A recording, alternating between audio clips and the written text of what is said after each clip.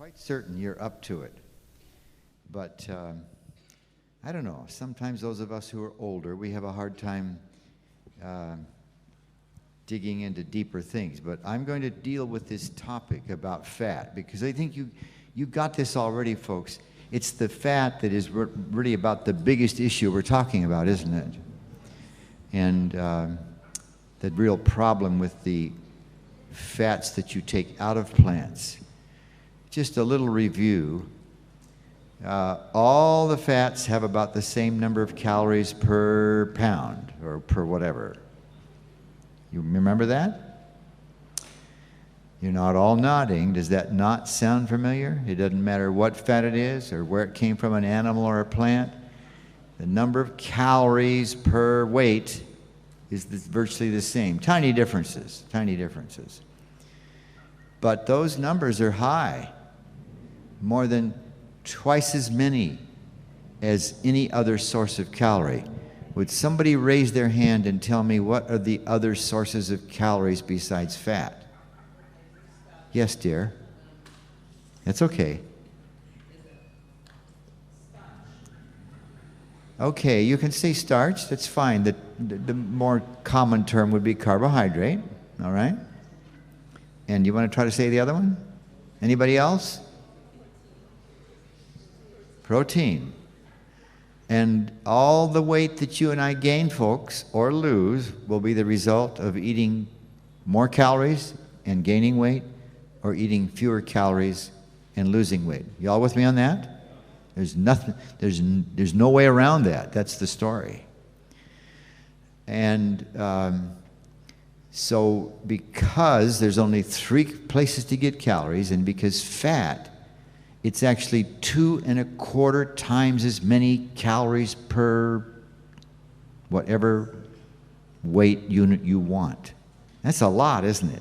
More than twice. So one of the big issues with the fat we eat is that it's so easy to gain weight. The other issue, and actually 2 if you will, the other issue with the unsaturated fats is that when you take them out of the plant, somebody raise their hand and tell me what happens to them. Yes. They oxidize. And when something like that oxidizes, it becomes toxic.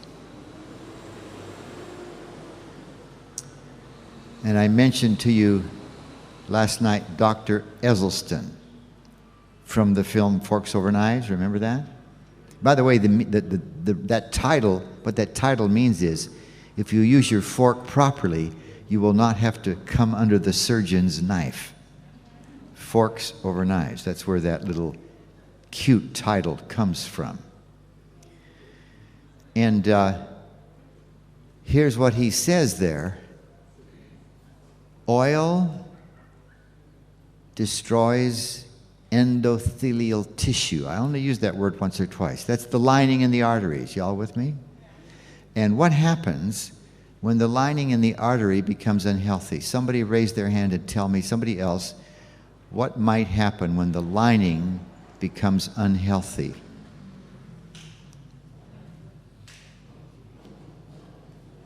Am I that bad of a teacher? Yes, please. She's got the right idea. The plaque would be a better term, under the lining, breaks through the lining, and what does it cause? You were about to raise your hand.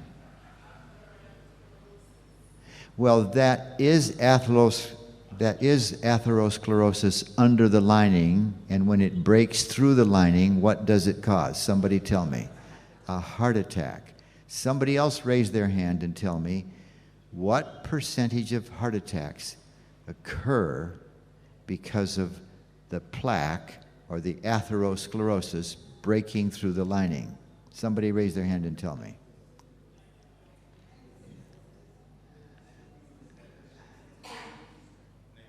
%.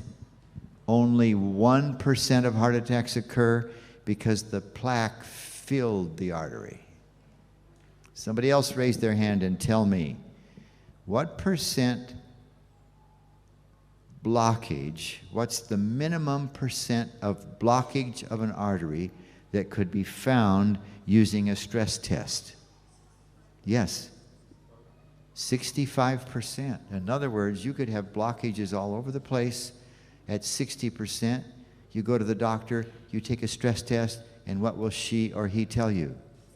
You're in good health. Whoa, bad news.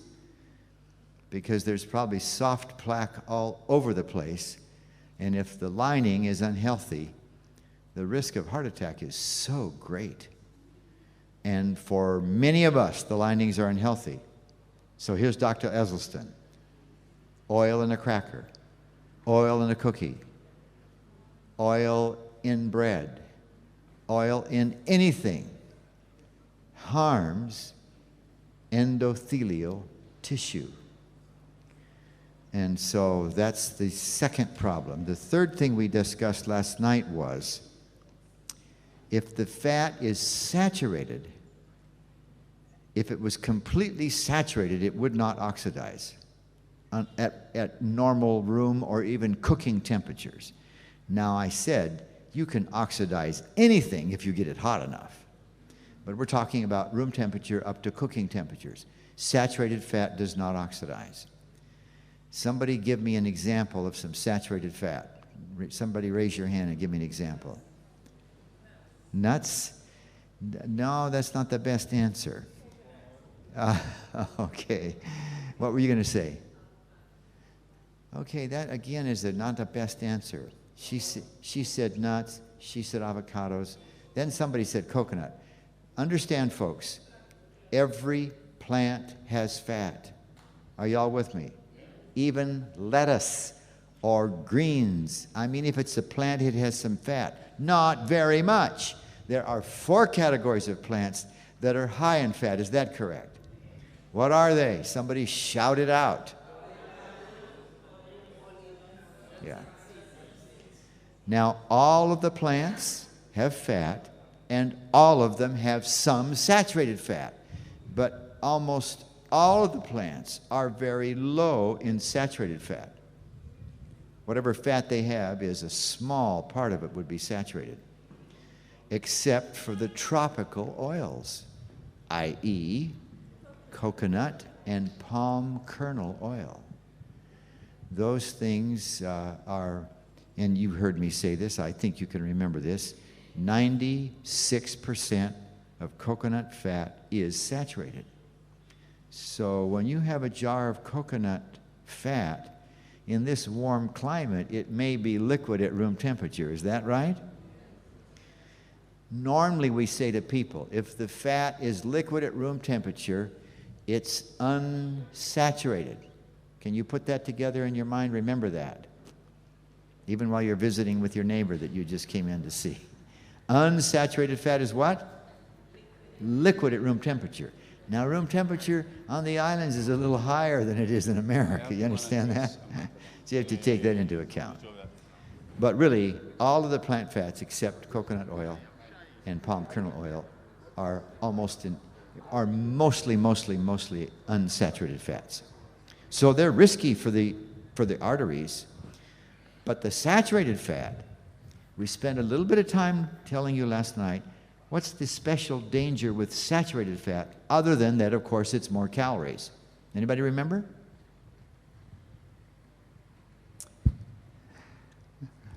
I'm all getting scared.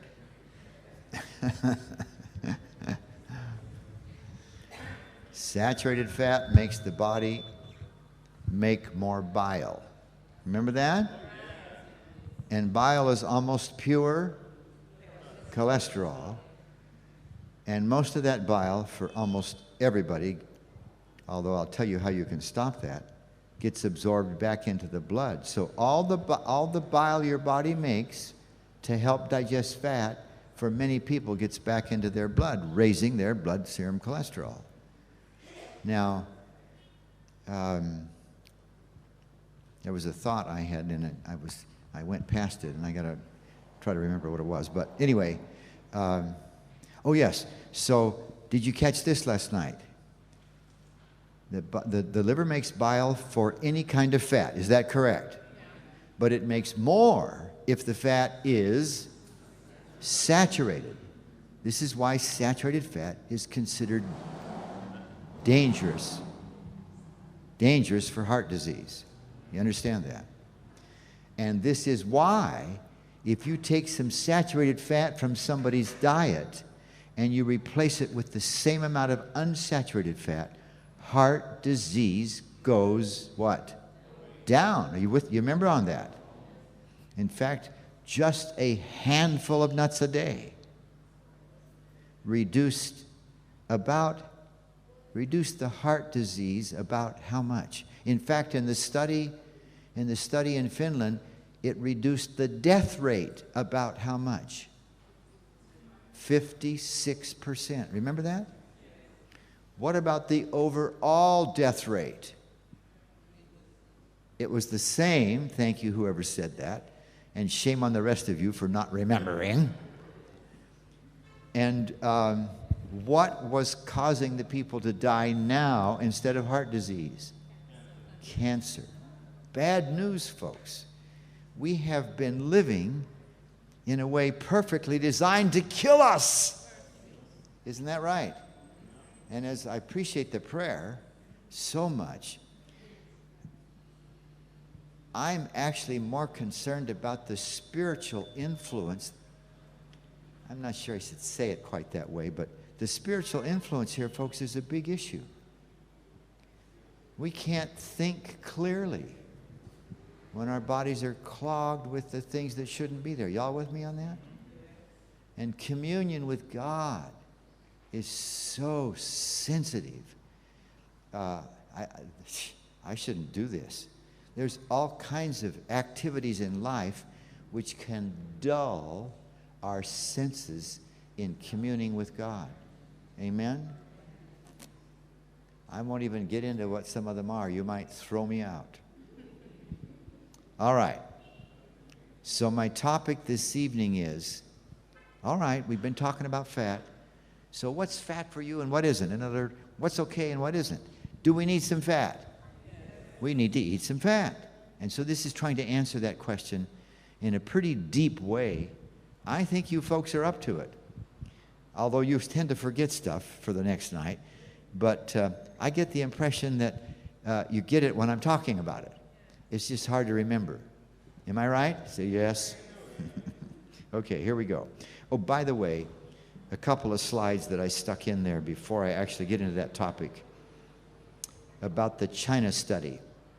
How many have ever heard of the book, The China Study? Oh, good for you. You may know, you may not know, it's the largest nutrition study that has ever been conducted in the history of mankind, because they essentially studied 800 million people. I mean, a scientist thinks if he gets 1,000 people, it's a pretty good study. This is 800 million. It was essentially the whole Chinese nation. And because Mao Zedong died of cancer, before he died, he commissioned quite a study to just find out how much cancer there was in China. And then the Chinese scientists hired thousands and thousands of workers, trained them, and they went into everybody's homes all over China. And they would spend 4 days and write down everything those people did. And that data was then compared to how much disease occurred. And it turned out that cancer in some places was 70 times the incidence as in some other places. That's just crazy. In America, if some place in the country, if the cancer rate for some particular cancer is just twice as high, the Center for Disease Control comes unglued. What's going on, they'll say. How about 70 times higher? And the whole thing was diet and other lifestyle factors, but mainly diet. Incredible. Just incredible. So here's a quick summary. Dietary change can enable diabetic patients to get off their medication and to have normal blood sugar. Heart disease can be reversed with diet alone. Remember that from last night? In order to do that, you eat only plants and you leave out 4 categories of plants, right? You don't just leave out their fat, you leave out the plants that are so high in fat. And breast cancer is related to levels of female hormones in the blood, which are determined by what we eat. And consuming dairy foods can increase the risk of prostate cancer. Antioxidants found in fruits and vegetables are linked to better mental health. Is there anybody that hopes they don't get dumb when they're old? This is the best thing we know for that, folks. I've told my wife, if that ever happens to me, hang a sign around my neck. I mean, put a sign here from around my neck that says, "You've already told me that story." Is that what people do? Do you know about that? They forget what they said and they tell you every day the same story. All right. Kidney stones can be prevented by a healthy diet. Type 1 diabetes, one of the most devastating things for a child, convincingly linked to what? Infant feeding practices.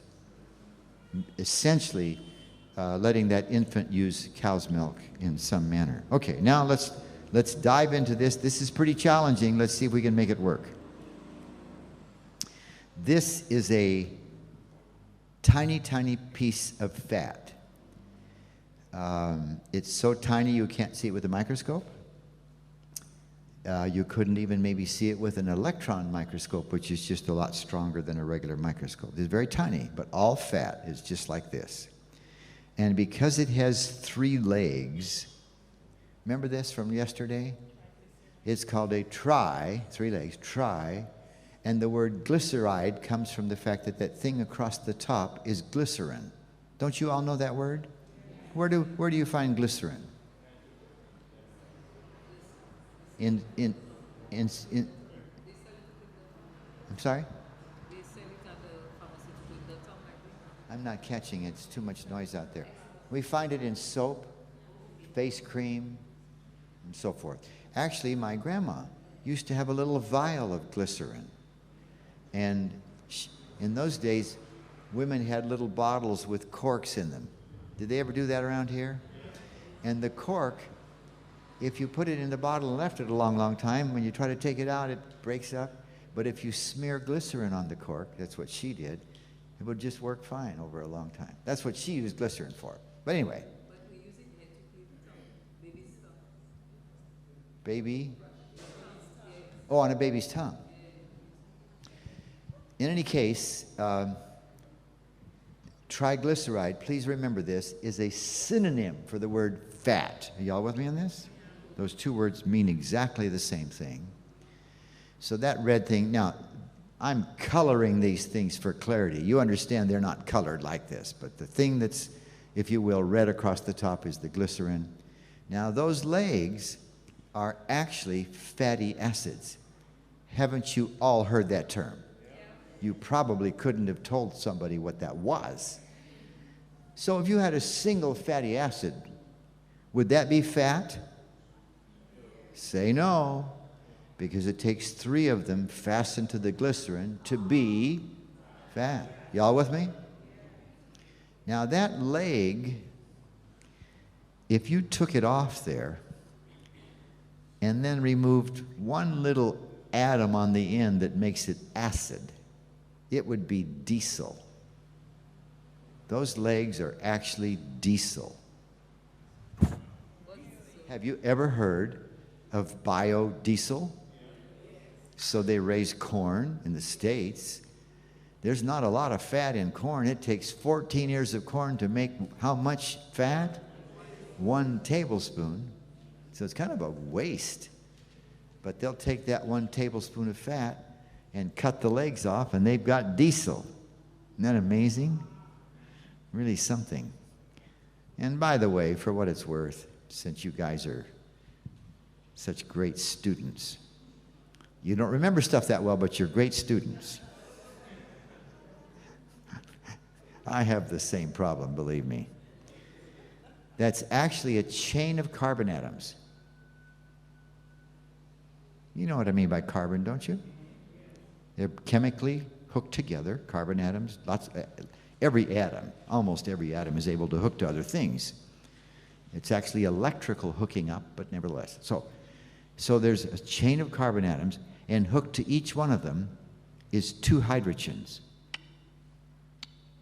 And so we call the oil that comes out of the ground hydrocarbon. Have you ever heard that term? And actually, the oil that comes out of the ground, the chains in that oil are even longer than this.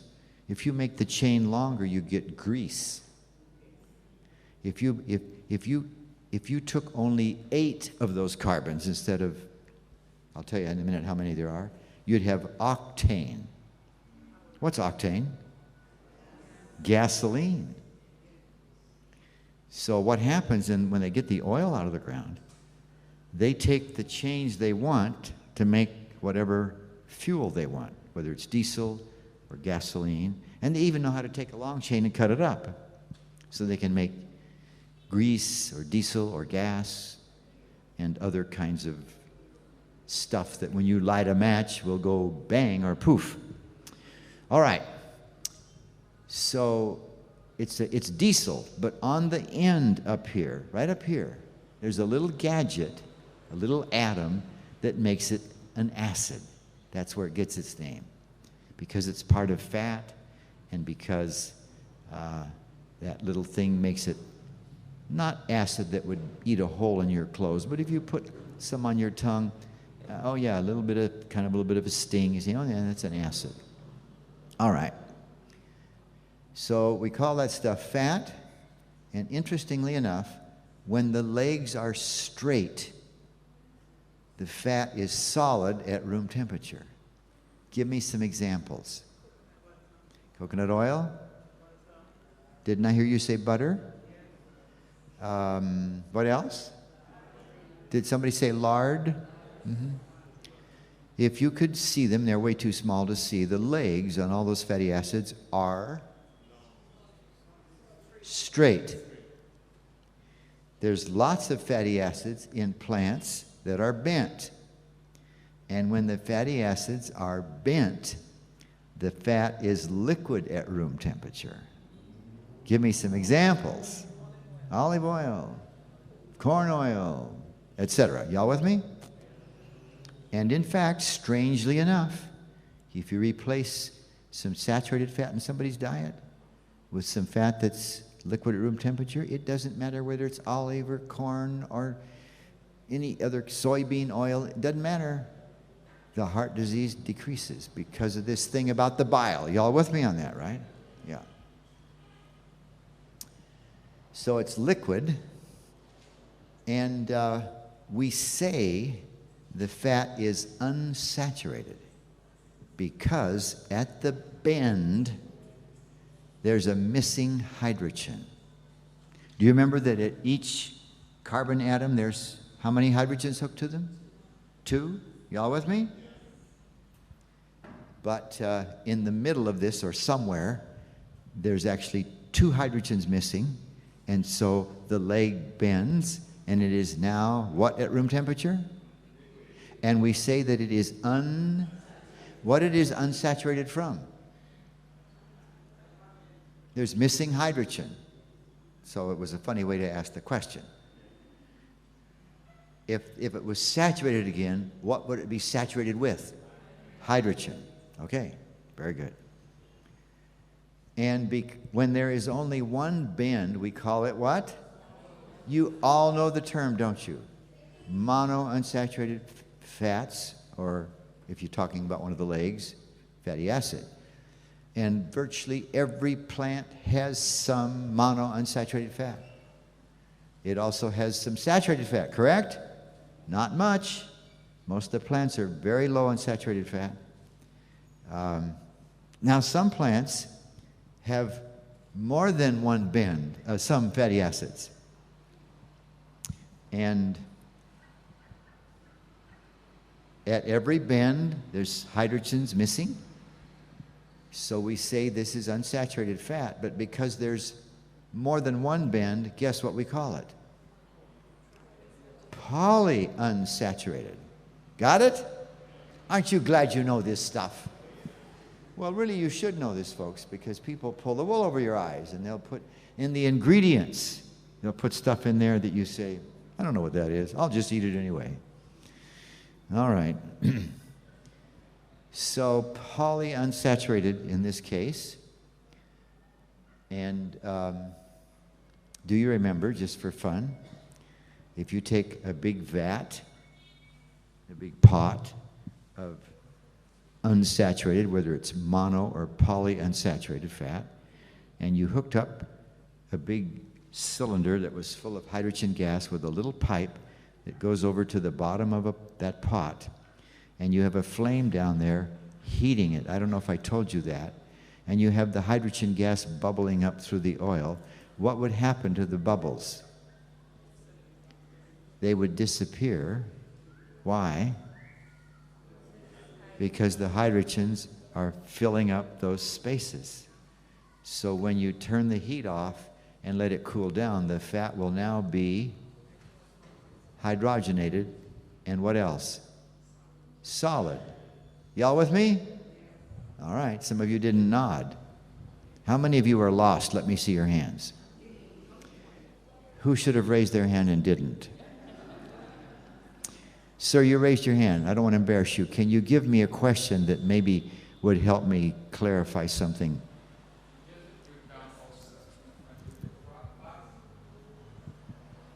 Okay, good. Good. Let's wait for the mic. Thank you for that. And if you guys will talk slow, I'll understand your accent a little better. It's just the breakdown of the unsaturated fat. I would like you to go over it again so that I can have a clear understanding. He talked way too fast for me. Would you repeat the question he said slowly? It's just a breakdown of the unsaturated fat. Are you asking me, is this a breakdown? Yeah, just the breakdown. Can you repeat it as well? Just a minute. Or the as compared to the unsaturated fat. Okay, fair enough. When the fat is unsaturated, there's missing hydrogens on the leg, which causes the leg to bend every place the hydrogens are missing. You all with me on that? Does that help a little bit? Okay. And please, over here. Please don't be embarrassed, folks, to let me know what I didn't make clear. Please. I don't want to get somebody lost here this evening. Okay, good night. I just want to get a little clarification on the coconut. Did you say that it carries unsaturated fat or saturated fat? If you take the coconut fat and measure it, 96% is saturated. There is some unsaturated fat in the coconut oil or coconut fat, but not very much. So in other words, what you're more or less saying is that because from what I have learned here, is that saturated fat is not the best for us, right? Is not the best. Is not the best. So in other words, That's correct, but I want to make sure that if you understood, there is a little bit of saturated fat virtually in all plants, a little bit. Yeah. So a small amount is not a problem. Actually, this is an interesting point. See if you remember this. I mentioned, I think last night, that 2 different universities in the Caribbean have studied whether or not coconut and even coconut milk, which is partly refined. Are y'all with me on that? And normally we say refined products, be careful, be careful. The study showed that the Caribbean people are not getting sick from eating coconut or coconut milk. Very, very interesting. And when I first saw that study, I was very surprised because all the years we have been studying nutrition, saturated fat is bad for you. And here's coconut fat that's almost all saturated, right? And here's 2 different universities with the same result. I think I mentioned this last night in the class downstairs. On page 47, I put about 5 paragraphs from the study. It's about 20 pages long, but I picked out what's the word I'm after, the main issue, and put them there. Anyway, So I called a friend of mine who's been the head of the nutrition department at Andrews for, I don't know, 25 years. And I said, have you seen this study? He said, yes. I said, what's going on? We've always said it's bad for you. Well, he said, I think it's the phytochemicals. So here's what the Lord is doing. If you eat the whole edible portion of the plant, even if it's high in fat, you don't get sick unless you ate so much of it that you got so many calories that you gained weight. Y'all with me on this? So those of you that are of normal weight in here and are using coconut, as long as you eat the whole edible portion, and we usually would say unrefined, it's a healthful program. But if you're gaining weight or if you have extra pounds, it would be wise to cut that way down to try to get the weight back down where it is. Did I tell you, tomorrow night I'm going to lecture on cancer. I don't know if I said this. Overweight, just within the last couple of years, has been declared by the World Health Organization to be the #1 risk factor for cancer. What? Overweight. So, in order to lose those pounds, you really need to cut back on the fat for a while, right? That makes sense, everybody? You know, you have to throw it all away, but cut it way down. And of course, quit using the oils. Totally, stop using them totally. Just throw it away and don't use it anymore. So you don't fry. You bake. I think tonight, or tomorrow night maybe, I think it's tonight, Neva and Kimberly are going to bake some French fries, some French bakes, right? And they're wonderful. I've already mentioned that to you. So go ahead if you had anything more to say, the lady behind the one, and then we'll come to you, dear, in just a second. Yes, sir. The final thing I want to ask is just still clarification. Sure. Someone who is trying to, okay, firstly, the person has a high level of LDL in their blood, but the person is also aware that fats, saturated fats are not the best, you know? Sure. So that person is, has eliminated fats from the body or from the diet. You say they have eliminated fats? Fats from the diet. Well, they can't eliminate them entirely. I think what you mean is they've cut them way down. If you eat food, you will get fat. Every plant has fat in it. Are y'all with me on this? Okay. I appreciate what you're saying. I'm wanting you all folks to speak as accurately as possible. You understand what I'm saying? So if this person is eating food at all, that person is getting fat. You understand what I'm saying? That person is getting fat in the food. Y'all with me on that? Yeah. Okay, so go ahead. Yeah, okay. But if I understand you correctly, this person, was it a lady or doesn't matter, has cut way down in the amount of fat they're eating. The person has cut down on the amount of fat they're eating because the person is aware that saturated fat can bring up the LDL in the body, in the blood, and it's also a problem that the person has. A culprit? That being the person just a minute, has pardon me? It is also what? A problem the person has. The a person what? has a problem, okay. High LDL. The person has high LDL. I understood that. Right. But so then I'm asking now, what can the person do in terms of diet to put on some weight? Because the person would like to put on some more pounds. So what can the person do? Good question. Without fat or with a limited amount of fat in the diet. And I have one final question. Well, let me relate to this a little bit first. Okay. I think all of you are aware of the fact, and I have a whole lecture on this that we will not do this week as much as I would love to. This thing she's talking about, and we usually call it a particle, an LDL particle. The LDL means low density lipoprotein. So what's that? But if you heard my lecture, you'd know at the end of the lecture what it was. Nevertheless, everybody kind of knows that when you have an elevated LDL level in your blood, you're at risk for heart disease.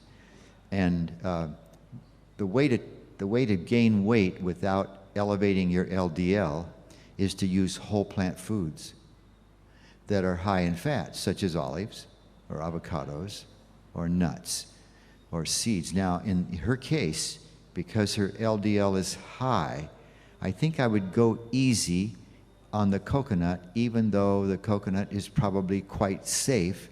I think I'd go easy on it because it's high in saturated fat. That makes sense?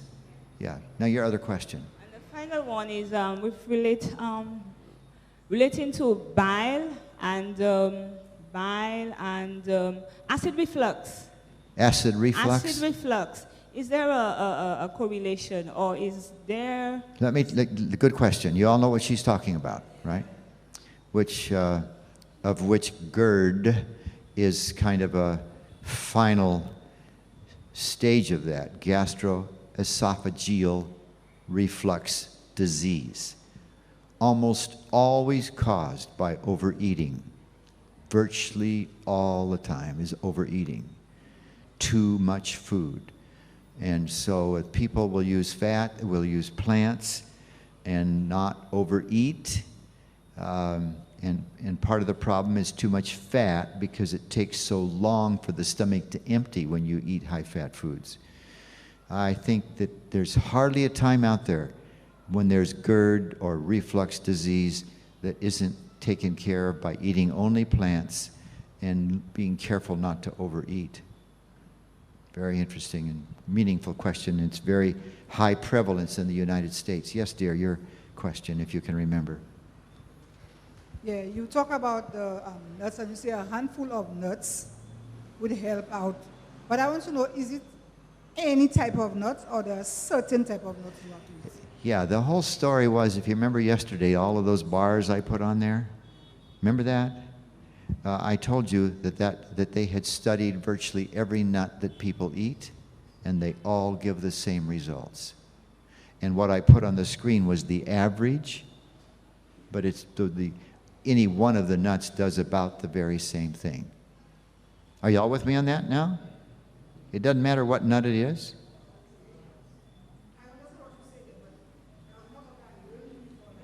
Wait a second. Go ahead, dear. I heard what you said, but my understanding before, like some nuts has more fats than others. So some nuts have more fat than others? Yeah, that's true. That's true. But as long as you're getting the whole food, it's all right. Obviously, we shouldn't eat too much of it because it's high in calories, right? So macadamia nuts probably have more fat than almonds. But they're all high in fat. And cashew nuts got a bad name, in the States anyway, because they're higher in saturated fat than most of the other nuts. But it has been shown that that's not causing heart disease to increase when you eat the whole plant food. And so that's kind of back to coconut. The deal with coconut, it is so high in saturated fat. If it were me, I'd say to my wife or my daughter or my son, if they're struggling with that, why don't you go easy on coconut just because it has so much saturated fat in it. But I don't think that's a big issue. Eat the whole plant, the whole edible portion, and of course don't eat too much of the high-calorie foods, and people's blood gets pretty normal pretty quick. Now there's some genetic issues. I won't give the lecture here unless I change my mind. It's even more challenging to grasp than the one tonight. I love to do it because it's just good for people to see what's going on. But anyway, shall we continue on?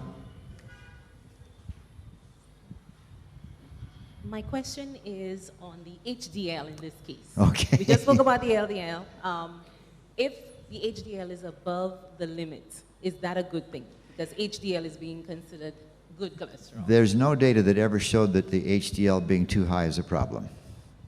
So it would be, and just so you kind of all know this, these lipoproteins, there's a whole bunch of them. You can think of them like this. They are little trucks in your bloodstream that carry fats around. And the LDL particles deliver the fat, but the HDL particles tend to pick it up and take it to the liver where it gets kind of burned up. That's a lay term I'd rather not use. But so when the HDL is high, there's never been an issue that maybe it was a problem. Okay, but that's the other lecture, so we'll maybe not go any further than that. Let's keep going here. Now notice that the leg, if I took it off and turned it sideways, would look like a letter in the alphabet, correct? So scientists, and I can tease them because I am one, they like to make us think they're very smart. Have you ever noticed that? And so instead of calling, and let me just remind you, this thing on the board is a fatty acid. Are y'all with me? It is one of the legs, correct? I've just taken it off just to kind of look at it.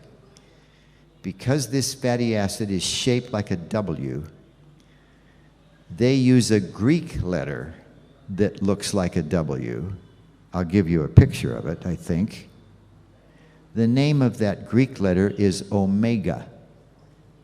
So when the fatty acid has these several bends, they call it an omega fatty acid. You all know about omega fats or something, don't you? Yeah. And what do you know about them? They are supposedly good for you, and that's essentially correct. Now, you also know that there's something called omega-3, 6, you may know of some 9s, and these things occur in plants. The only difference between an omega-3 fat, or omega-3 fatty acid, and an omega-6 fatty acid is the number of carbons from the end to the first bend.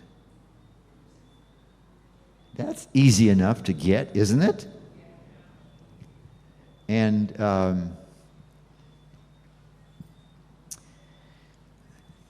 let me just take a tiny side trip and remind you or tell you that in the world of chemistry, shape is a very big deal.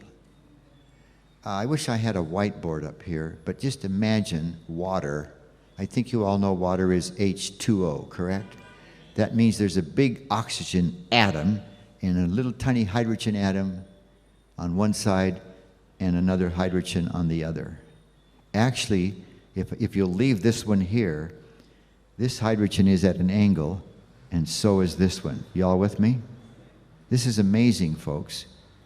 If those two hydrogens were in line with each other, water would boil at about minus 20 degrees centigrade. In other words, there wouldn't be any water on the face of the earth. There would be no life on the face of the earth, just because of that tiny change in shape. Are y'all with me? Of course, this is the Creator's magnificent hand, isn't it? You have water that doesn't boil until 100 degrees Celsius, right? Amazing. So shape is huge. And so you might be tempted to say, big deal, 3 or 6 from the end. It's a big deal because it's a different shape. Are y'all with me on that? And it turns out that the ratio is a word that means I compare two numbers. So the ratio of 10 to 5. What is the ratio of 10 to 5? 2. It means you divide one number into the other. Y'all with me on that? So the ratio of omega 6s to 3s in your diet, we're not talking about using oils, we're talking about eating food. Y'all with me? The ratio of 6s to 3s, and I have a slide on this, I'm not sure we'll get to it, but it turns out that the way the average American and the average St. Lucian live, that ratio is so far out of whack, they have all kinds of health problems just because the ratio's out of whack. And the way you get that ratio out of whack is because the omega-6 oils are cheap. And you go to the restaurant or the store, and they are not so much interested in your health as they are in how much money they are making. Is that fair enough? So they buy this cheap oil. And it's killing Americans, and it's killing St. Lucians, this way out of balance ratio. See, of course, if you stop using oils, the problem is, folks, if you stop using oils, you try to go out to eat, there isn't much there. But you guys don't go out to eat all that much, do you? Your cry made me sound like I was wrong. In other words, I think she was saying you do eat out a lot. Is that right?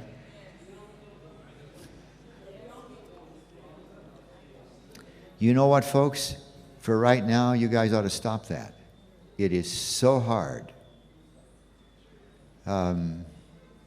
We were given a few hours today at one of the resorts so we could have lunch so that Neva and Kim wouldn't have to prepare another meal one day this week. It's tough. I got some mashed potatoes. I got rice. I didn't really want it, but all they had was white rice. And let's see, I had a salad without dressing. Why did I have it without dressing? Because of all the dressings are full of oil. I have learned, folks, to enjoy the food just like it is. Now, I usually salt it. It's okay to salt it. And what else was on that plate? And you know, there's this whole menu full of just terrible stuff, right? So Neva and I hardly ever go out to eat. There are some things that in America I recommend to people. I'm not familiar with the restaurants on the island very well, of course, so it's hard to know what to suggest to you.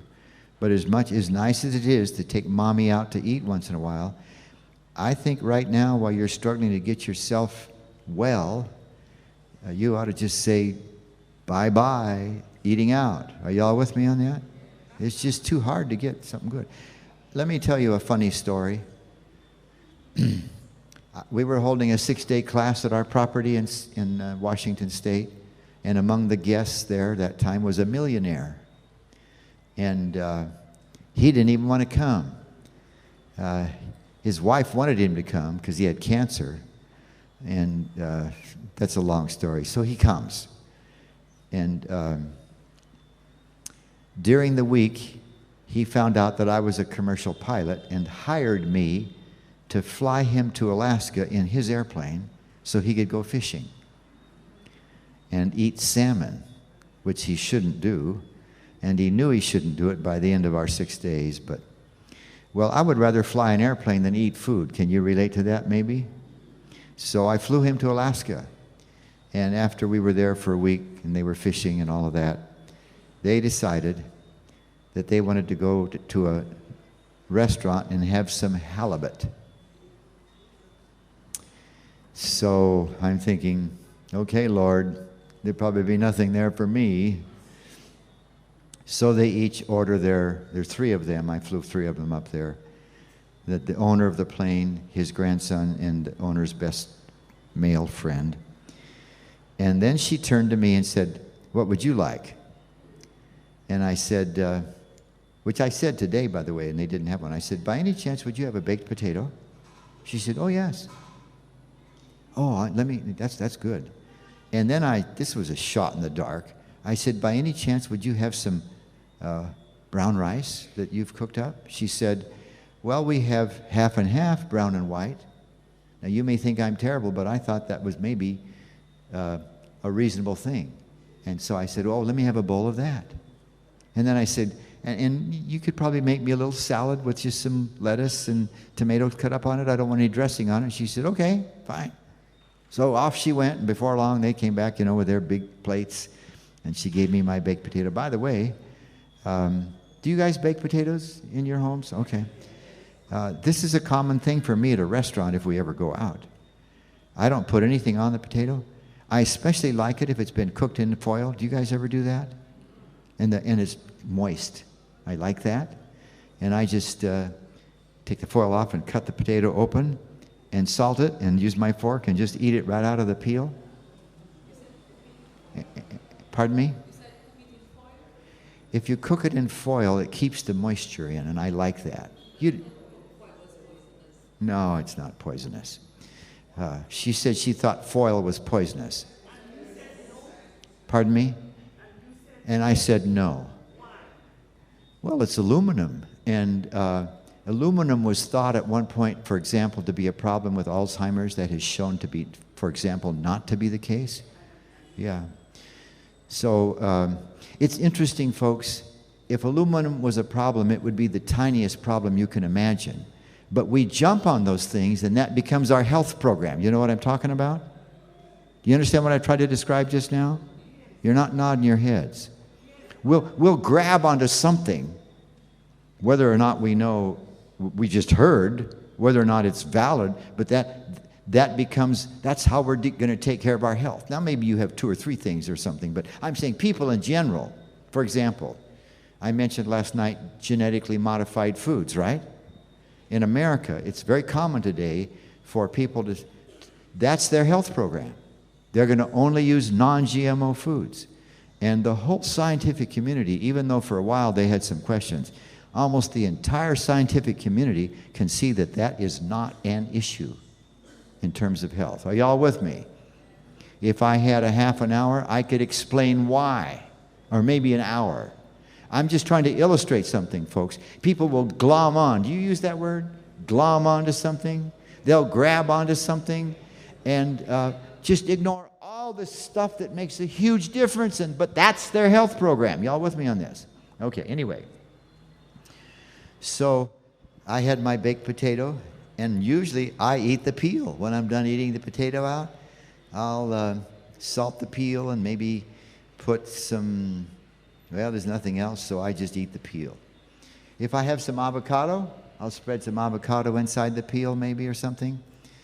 I'm not saying you should eat the peel. I was raised that way. So now the lady comes back with the check, right?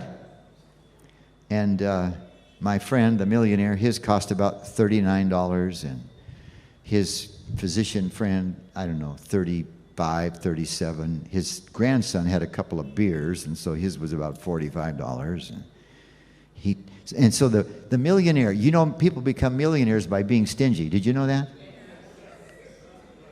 So he has all the money in the world, and he's worried about how much, you know, the ticket costs, right? So he's telling everybody what theirs cost. And he turns to me, and he says, Jim, yours costs $4.50. Isn't that a good story? I'm sorry, dear.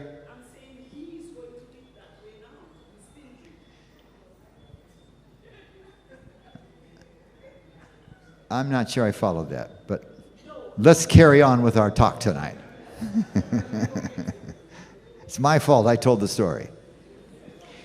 The point is, folks, there was a lady, where was this? Oh, she was a nurse. I spoke to the nurses for 6 hours, what was it, last Thursday?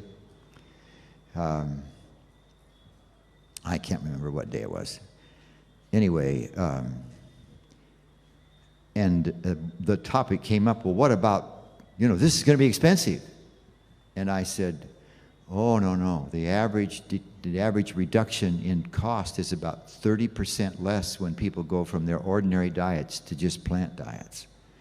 But there are people that don't accept something, and she was absolutely certain that she was right, that it would cost more money because nuts are expensive or whatever. But she's wrong. All the research has shown that. And in all of the years we've been doing this, everybody that does this will tell you, oh yeah, it's costing less than it used to. Anyway, shape is a big deal with chemistry. Are y'all with me? And in fact, proteins work because of their shape. It's amazing. Do you know that our cells make a protein that travels along the DNA? You all know what I'm talking about, don't you? And fixes the mistakes. I wish you were way more impressed than that. Do you know that all cancer, there is absolutely no exception to this, is the result of mutations in the DNA? Y'all with me on that? Some of those mutations are genetic, and lots of them occur because of the environment. But the Creator has arranged for our bodies to make proteins that travel along the DNA and fix the mistakes. It's incredible. They can only do that because of this elegant shape that they're made in, and they travel along and fix it. Anyway, so the point is, folks, there's a big difference between omega-6 and omega-3 fatty acids, and you need the right ratio, and the only way you can get the right ratio is to use plants without using refined oils. Y'all with me on that? Yes? Omega oil, meaning the fish oil, it's good for us, right? Oh, okay. This is an interesting point, and I'm getting there, so I will come to that in a minute. Did you all hear her question okay? Okay. So, what about omega-3s and 6s? The proper ratio is like 4-to-1, and typical American diet gets clear up to 30-to-1, causing lots of problems. I'd love to take the time to read these, but noticed when the ratio is proper, reduced mortality, suppressed inflammation, decreased risk of breast cancer, and there's all other kinds of stuff here, folks, that works properly when that ratio isn't too high. Are y'all with me on this? Are y'all, everybody with me? And the way that happens is using oils, and especially the cheap oils, in the products you buy in the stores. You follow me? You're not all saying okay. When you buy food in the store that some factory made for you, and they put oil in it to make it feel right and taste like they want it to, they're going to use the cheapest oils they can get, and those are usually that's omega-6 fatty acids, see? It's amazing, folks. Just that one thing, that ratio, what a big issue it makes in people's lives, in their health. That's more of it. I'm not going to take time on that. Those are some. If you get that manual with all my slides in it, you can read all this stuff. But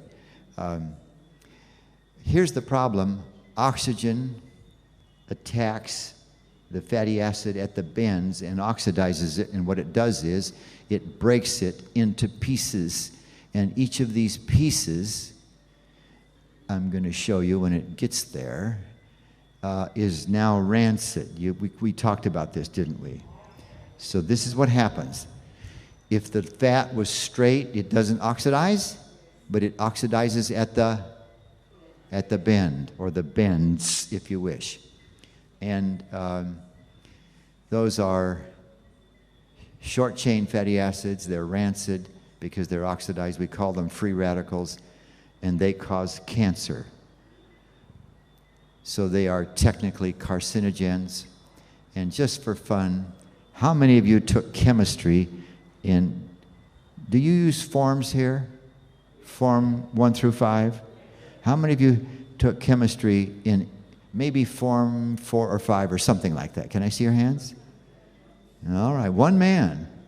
Okay, or two, a lady over here. All right. Anyway, your teacher would have said, if you did that, let's suppose your teacher puts you in the chemistry lab and gives you a little vial of some chemical and another vial, and he says, when you pour those together, it's going to explode. And that's fun, isn't it? Now, if the teacher is doing a good job, she or he would say to you this: if you get those warmer, the bang will be bigger.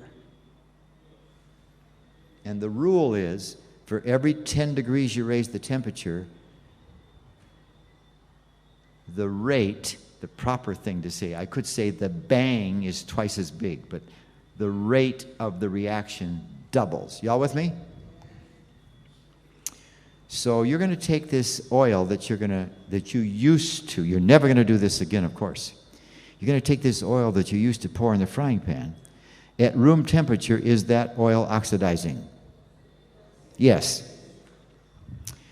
But now you're going to warm it up in this frying pan. I don't know what Celsius would be, what's frying pan temperature in Celsius? Don't you use Celsius? You use Fahrenheit. Oh, you use Fahrenheit. Oh, okay. You raise it up to 450 degrees Fahrenheit. And I don't know why I said I don't know it, because I've got it on the screen. Every 10-degree increase doubles the reaction rate, and at 450 degrees is 230. I'd forgotten that it was on the slide.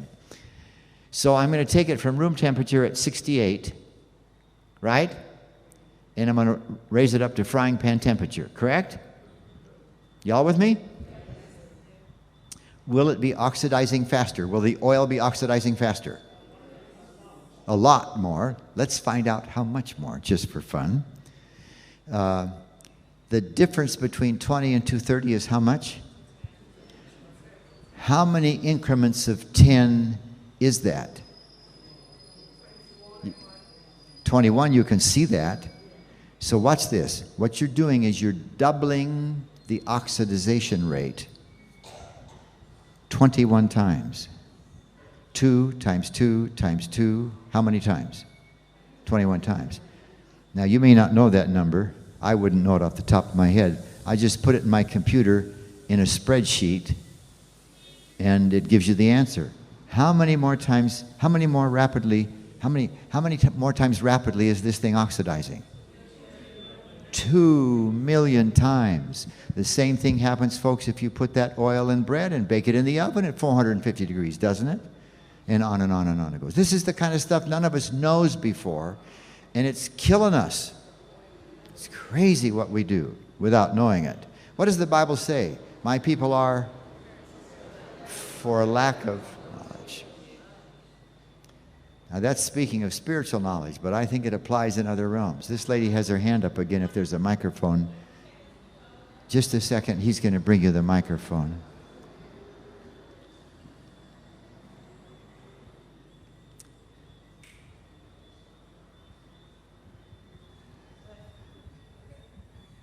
Simple question. Gosh.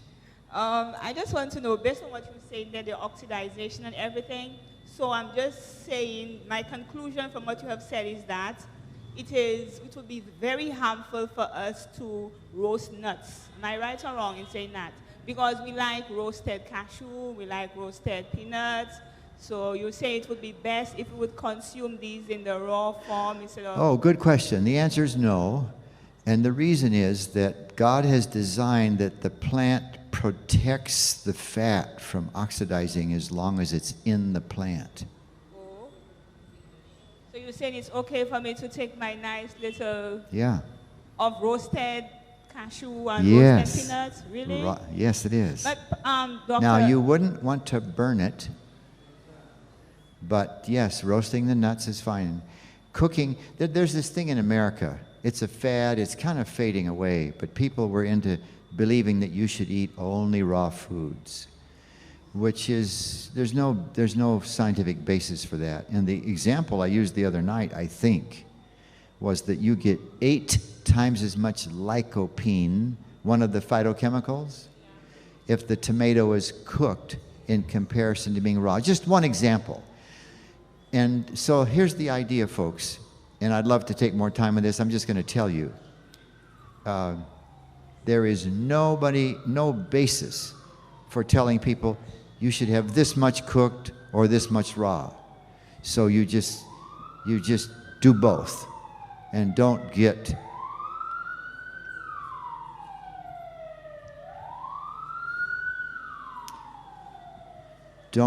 off on the idea that a certain percentage should be raw and a certain percentage cooked. Don't do that. Okay? Either way is fine. Although, you know, if you don't cook beans, pretty hard to eat them, isn't it? Yeah. And so that's an issue. And in fact, the structure of plants is that it's hard to get all the nutrients out of the plant if you don't cook it. It's okay if you ate it raw, so you didn't get all the nutrients. That's okay. Y'all with me on this? You're going to eat plants and get... But the other part of it, when you heat food, you reduce some of the vitamins that's there, see? Not much. Vitamin C and vitamin E reduced, depending on how long it's cooked and how much air it's exposed to. So the point is that the whole scientific community is clear on this. Don't worry. Cook the food if it needs to be cooked, if you like it that way. Eat it raw if you like it that way. But don't think that there's some healthy program by using a bunch of food raw for some reason or something. Okay, let's keep going if we can. So, I'm not sure I should do this to you, but you all know about trans fatty acids, don't you? Let me see. I want to talk to you, and I don't have a blackboard to write on. I'm going to have to just say it in the air. Omega-3 fatty acids. All of you have heard that you need to eat fish to get these, right? The plants are full of, there's several kinds of omega-3s, so follow me carefully. Normally I want to, and for some reason I haven't made slides like this, I do it on the blackboard. The omega-3 fatty acid that's so widely found in plants is abbreviated ALA, alpha-linolenic acid, okay? You've maybe heard of ALA or, okay. That's an omega-3 fatty acid. And the chain, the carbon chain in that is 18 carbons long. Y'all with me on that? That's diesel.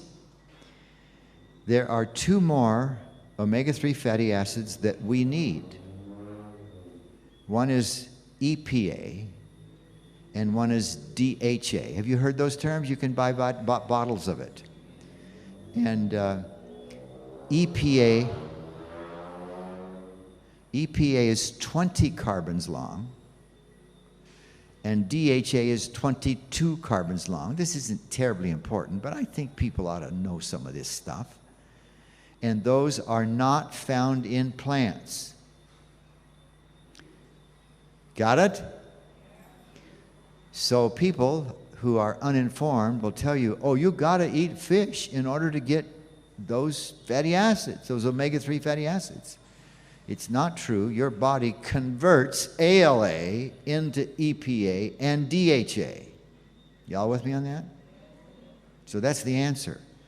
Now, we're not very efficient at converting it, but it doesn't matter because we don't need very much of it, but we do need some. So you do not have to eat fish to get those 2 of the 3 omega fatty acids that are typically studied in nutrition. Everybody got that okay? Okay. So let me try this with you and see if it makes any sense. Here we go. Cis and trans are Latin prefixes. Now, you haven't heard of cis, maybe, but you've heard of trans, haven't you? But cis is another word that scientists use to describe the shape of something, okay? And trans is describing the shape of something, and you know that shape is a big deal, right? Okay. So they're Latin prefixes which describe the position, if you will, or the orientation of the hydrogen atom at the what? Where the fatty acid bends, all right? Okay? Cis means on the same side, trans on the other. Now, I'm just dumb enough to try to find ways to remember stuff. So when I say cis, I think of same. Got it? Cis is same. And trans is the t'other side. Got that? You can remember it any way you like. And tomorrow night I'm going to quiz you. And if you don't get it right, you don't get nothing. No, sorry. Okay. So here, this is a diagram from a chemical textbook. Don't let it blow you away. Here is a fatty acid by itself, without the thing on the top. And the bend I'm talking about is from here to there. Y'all with me? The little wiggles I'm not talking about. Y'all with me on this? So this is a mono unsaturated fatty acid. There's a couple of hydrogens missing. Now, there's actually hydrogens on all of them, but in chemistry textbooks, when the students know they're there, then they don't draw them. You say, oh, come on, I don't know they're there, but I'm just telling you why they come like this. But when it makes a difference, they show them. So what they're indicating here is there's a hydrogen here and there, but the one that's here and here is missing. Y'all with me on that? Because all of them have two hooked to them. You with me? Everybody? How many did I lose? Let me see your hands. How many should have raised their hands? I don't believe you. Come on, raise your hands. She raised her hand. Can you ask me a question that would help me know how I got you mixed up? My manager's blocked to chemistry, that's all. Oh. Raise your right hand and repeat after me. Don't hate chemistry. God is a chemist. Is that right? So you need to get to know God and His chemistry. The reason you hate it is because it's hard. I used to teach chemistry. I know it's hard. It was hard for me to learn it in college and graduate school, but nevertheless, do you get the fact that this is one of those legs and that it's got a bend? And since it has one bend, it is a mono, unsaturated. And what is missing when we say un? Hydrogen is missing. And I tried to show you on the screen that the artist put two hydrogens on there to remind you that the ones on the other side are missing.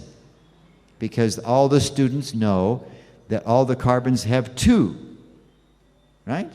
All these little carbon atoms, each of them has a hydrogen hooked on either side. Y'all with me on that? Okay. So the artist is trying to let you see that there's two missing. Got it? Okay. Now, are those two hydrogens on the same side or the t'other side? They're on the same side. Correct? All right. So this, a scientist will call this shape or this form of the fatty acid, he or she will call it a cis fatty acid. Now, if you can imagine that this is a swivel, and I'm going to grab the bottom of this thing and pull it off the page and wrap it over here. I'm going to take that thing and swivel it over there like that.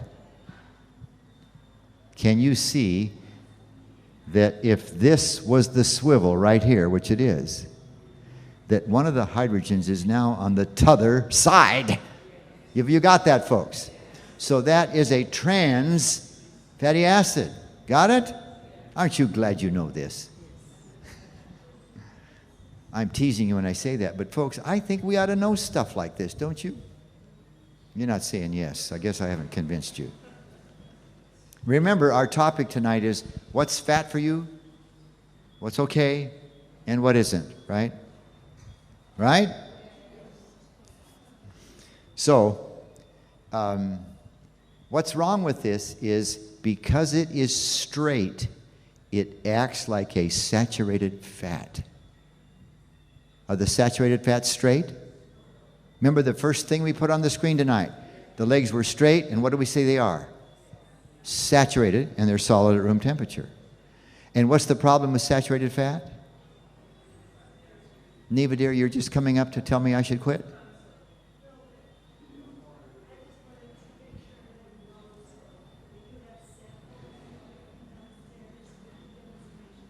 In just a few minutes.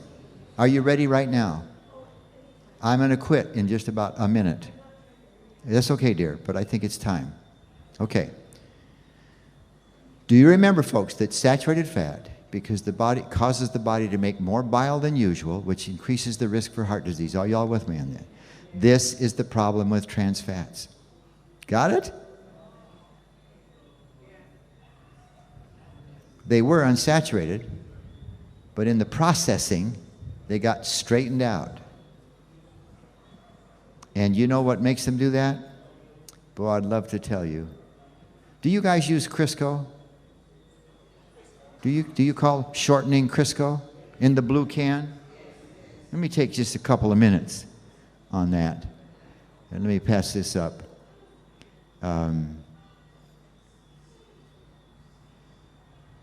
got to pass this up too. I'm sorry, I'm not sitting at my computer. It's going to take me about 15 seconds to get through all these slides. Normally I have my computer where I'm standing and I can jump to a place by going to my screen. I'm really sorry about this, but I'll get there eventually.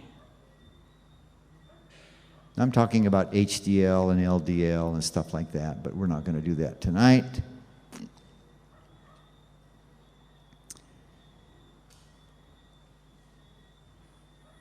Okay, where does it come from? Does anybody know where trans fat comes from? You're about to learn. It doesn't come from butter.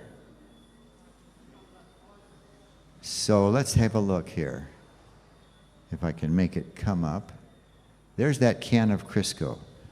When I was a 10-year-old boy, loving apple pies, I got my mother to teach me how to make pies. And we would use Crisco to make the crust. Have you ever done that? You cut it up with 2 knives, right? With some flour and some so forth. And on the bottom of the can, right there, I've got an arrow. You can't see it, but that's what it says. Back then it said hydrogenated vegetable oil. Now you actually know what that means. That means they took oil, which was liquid at room temperature, and they saturated it with the bubbles, right? Until it's all now saturated fat, which is bad for your heart, correct? And it wasn't very many years after my mother taught me how to make apple pie that the company changed it, and it only said partially hydrogenated. And I'm going to stop where I thought I had an arrow there. And the reason they did that, if you think about this, folks, you know the reason. The body makes less bile when the fat is unsaturated. Is that correct?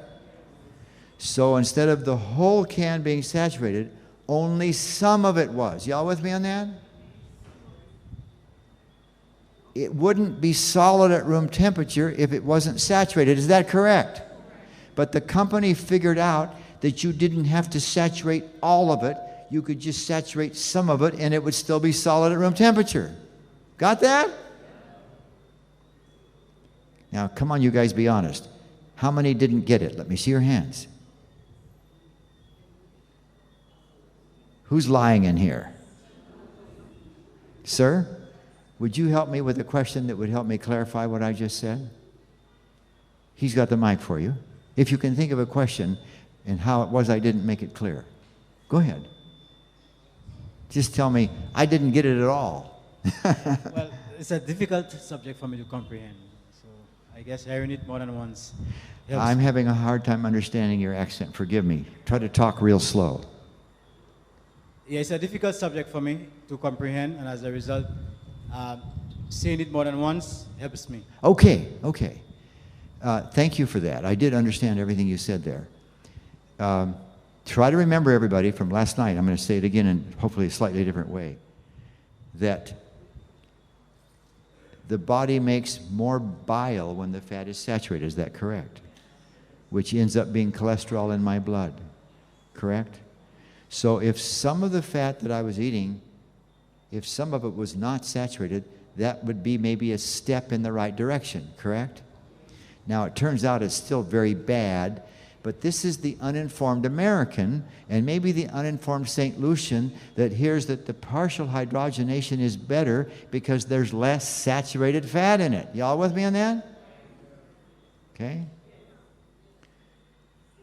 The problem is, today, it now says, once again, hydrogenated vegetable oil. The reason is, and I'm answering the question now I asked about 4 minutes ago. Where do trans fats come from? They come from partially hydrogenating oil. That's where trans fats come from. So in America, for 10 years, there was this thing, boy, don't buy anything when it says partially hydrogenated vegetable oil. Did that happen here too, maybe? You aware of that kind of thing at all? It was a big no-no. The reason was the trans fats are dangerous. They may be even a little more dangerous than just plain saturated fat. So that's why the company is now saying, and actually they're doing it because Americans are uninformed, they're saying, you know what it says on the bottom there? I think maybe I have it. Yeah, it'll say, well, no, that wasn't it. Oh, it's gone. It says on the can, no trans fats. So Americans, what do you suppose they think? Oh, that's wonderful. Not knowing that that saturated fat is killing them. Y'all with me on the idea? So it's kind of a false thing in the sense that it isn't that we're trying to decide whether to use saturated or unsaturated fats or get rid of trans fats. We need to stop using all visible fats. Are y'all with me on this, friends? So in a way, this is a non-issue. So what Neva does is make pie crust, sweetheart, help me, out of oatmeal and... Go ahead, sweetheart. I use nuts to replace oil or shortening.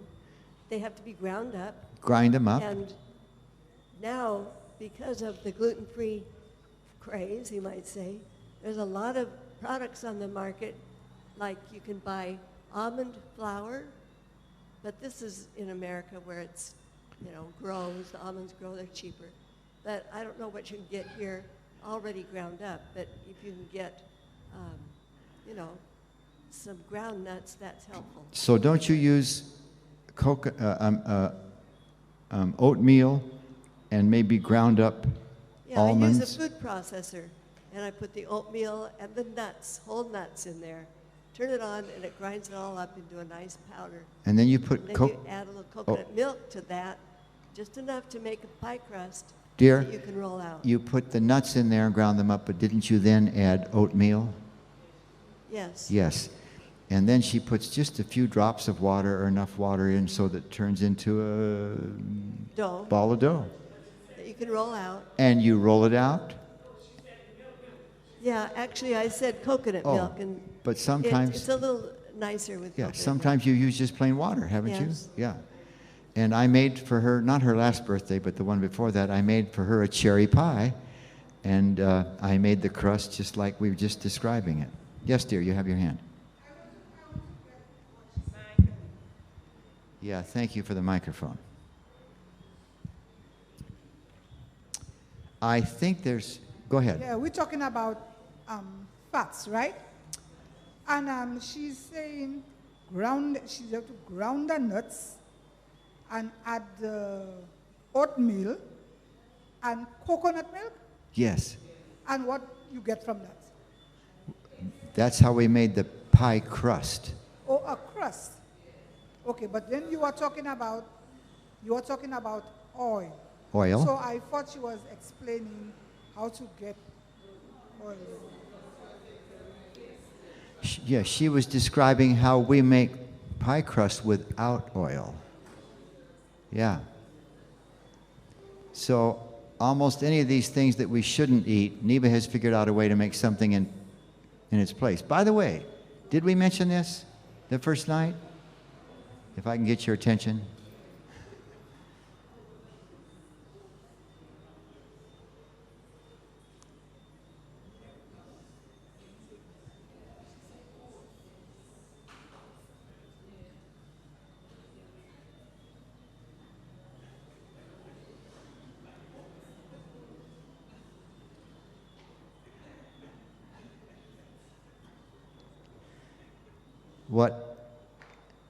Whatever God asks us to give up, He offers in its place something better.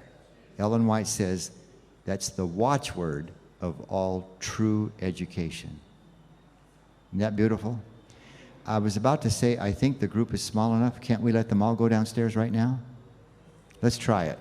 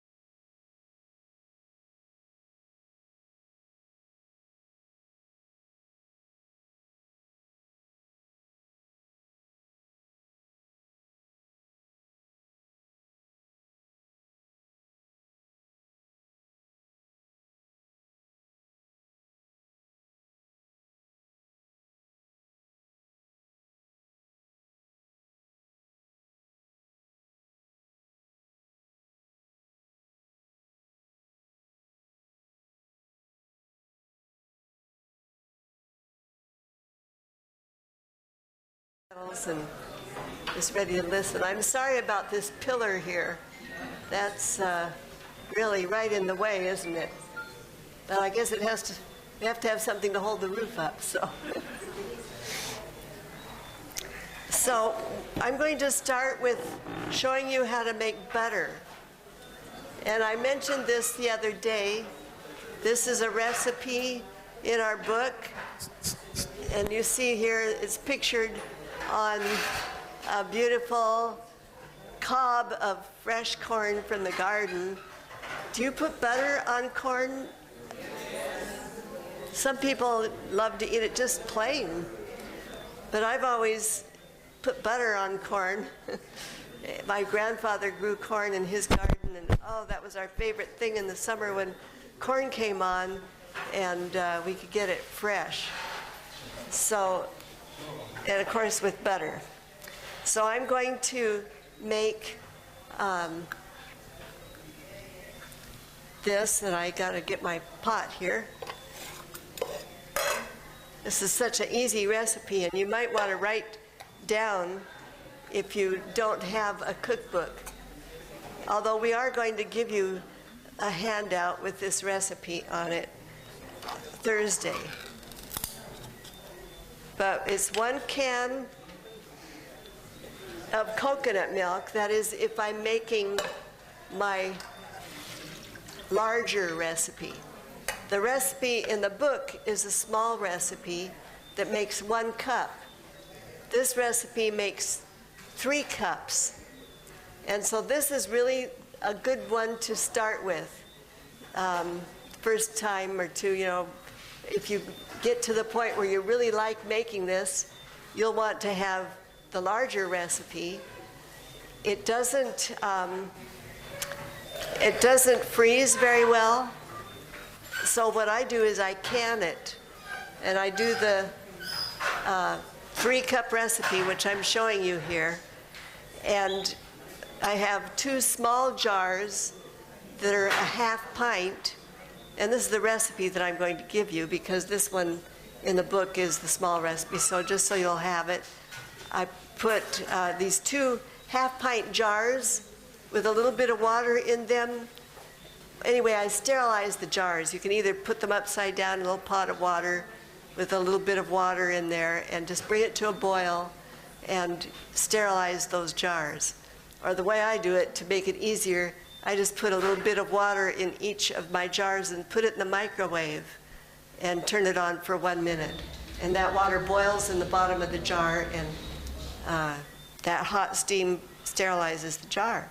And then I have 2 little canning lid seals, you know, those things you put on top. I have them in a little bowl, and I pour that boiling water on those seals. And then I have my jars there ready.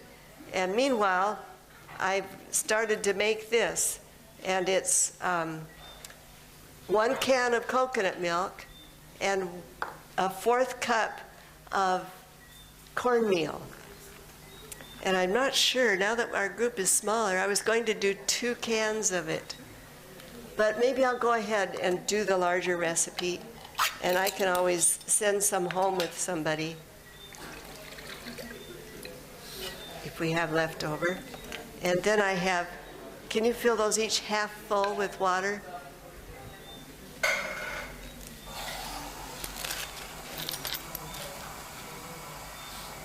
So 1/4 cup for that 2nd can, that's 4 tablespoons. 2 tablespoons is an 1/8 cup.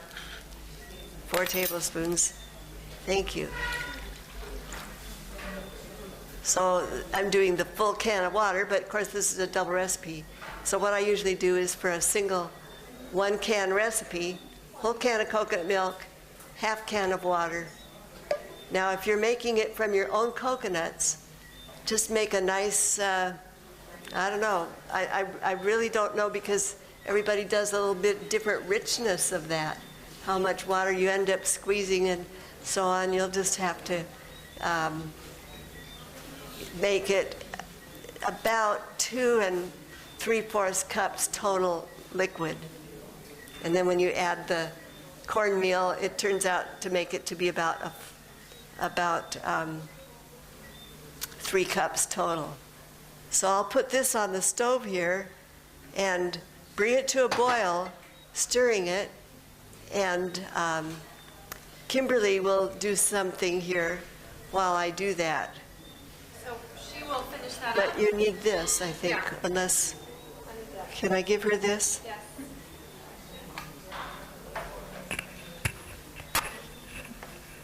If I can get this thing on. And I'll use the handheld mic if I need it. Will this work? Hello. Okay, so I'm sure that you all juggle things in the kitchen, right?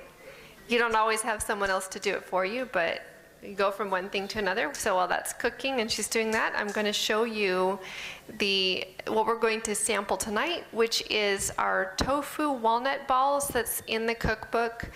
I'm making one small change to the recipe, which is going to be to add soy bits that are available here at the ABC. And they're just a whole soybean product that's made into little tiny pieces or dry. And then you'll put hot water on those. And actually, that's something we forgot to do. We forgot to add the water to those. I don't even have them. So I'm actually going to skip the soy bits for right now. I'll show you everything else and we'll stir them in later. So it's not a big deal. All right. So I need to look at the recipe myself. If anybody has the cookbook and wants to follow along, let me see what page it's on. It gets farther this way. It is on page 41, and the one ingredient that I'm changing, the very first ingredient, is 2 cups of soft breadcrumbs, and I used the soy bits instead. It actually changes the texture of the ball and makes it more meaty, which is really nice, because if you're using this recipe is one of my most favorite things to make, and I usually do a double recipe, and I freeze them and keep them in the freezer, and when I want a quick meal, you can just pull some of those balls out of the freezer and cook up some rice or some pasta, have some sauce. Sometimes I just do some grilled vegetables, and I eat these balls with some nice barbecue sauce on the side. And so they're really such a nice thing to have on hand. So you can use the breadcrumbs if you don't have a chance to get to the ABC to get the soy bits, but if you can get the soy bits, they'll be a chewier, more like an actual meatball. I feel like I'm too hot there. Okay, so the other ingredient is tofu. And I'm gonna need, oh, it's open, good. So it's 1 box of tofu, and I think it says the size 16 ounce. This is a 12 ounce, it's fine. It doesn't matter that there's a little less tofu in this. And you could mash this up really good with a potato masher and it would be fine.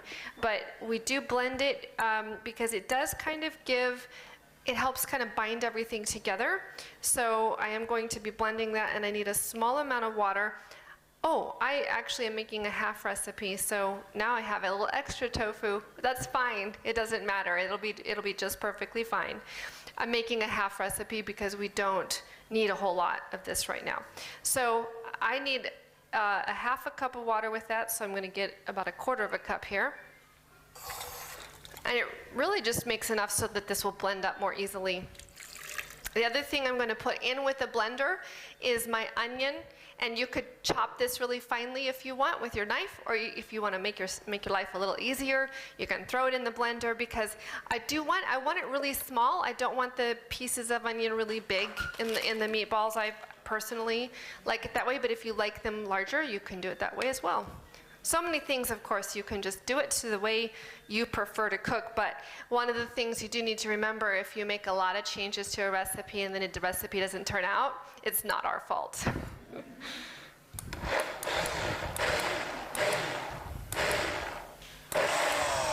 And I think I have a little thick there. I'm going to add a little more water because I don't have a proper spatula to get that down there. But I'm going to try it with a spoon. Try this first. Hopefully I can get it running. Got an air pocket in there. There we go.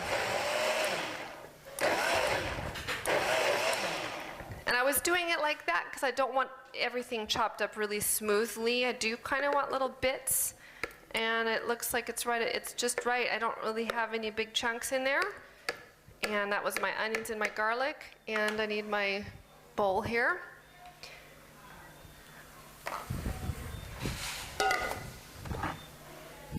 So you can put that in the bowl along with the breadcrumbs. You're just going to be piling everything together. It doesn't have any particular order. Now, like I said, I will make this recipe in large amounts. I almost always start making more as soon as I run out because it's such a staple in my household that if I run out, I'm already ready for more. But even as easy as it is, it's easier to, you can do a double recipe in the same amount of time that you do a single recipe, and then you don't have to make it as soon. So we would normally use a rubber spatula to try to get this all out, and that is just, we don't have one in the kitchen, and we usually travel with one, and we left it behind at the last cooking school we were at. So I'm gonna just do my best to scrape it out here, so I don't like to waste anything. All right, now another ingredient in this is, and I actually should have done these first because I'm going to whiz these up in the blender dry, so if you could wash that and dry it out. So it needs some kind of a nut or seed, and we're using sunflower seeds. I know sunflower seeds are usually a little cheaper than walnuts or some other nut, but you could use even pumpkin seeds, any kind of nut or seed that has a, it's going to be adding some fat to it and then a little bit of crunch. I'm going to grind it up pretty small so it's not like crunchy nuts, although if you didn't have a blender, you could use a little nut grinder, one of the nut grinders by hand, throw those in there. You might want to run it through a couple times to get them a little smaller, even a knife, but that would just take a while to chop it by knife. But you do want it really small, not quite as fine as like a flour. But you really could even use you could probably use almond flour in this recipe, couldn't you? Have you ever done that? I don't think we ever have, but you could. I don't know, almond flour is available here, isn't it? And almond flour is just almonds ground up. So you could use almond flour in this. It's going to give it that richness in the fat, but it's not going to give it much texture. But if you're using those soy bits, you're going to have all the texture you need.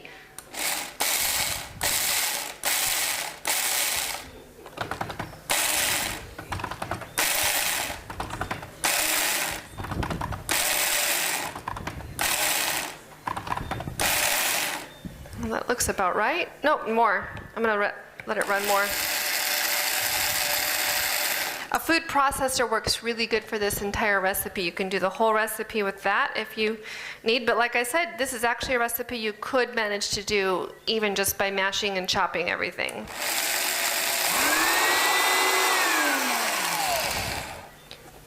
Sunflower seeds are a little harder to grind up than like walnuts or something, so walnuts would have been much quicker, but this works just fine. It kind of got almost like a flour. It ground up pretty small, but that's okay because like I said, we are going to have lots of texture, and this is what you're eating today. This is how I made it. I made it with sunflower seeds and almost blended up pretty fine. So then the other ingredient that I'm going to be adding is some oatmeal, and that's in the recipe. Oatmeal in this recipe really acts as a binder. You know how oatmeal gets kind of slimy when you cook it? And so it, along with the tofu, is going to help it all kind of stick and hold together. I just had a little comment. For mashing everything, I have done it before where I mashed the tofu instead of blending it. And it turned out really strange. It didn't bind it so well. Doesn't hold together as well.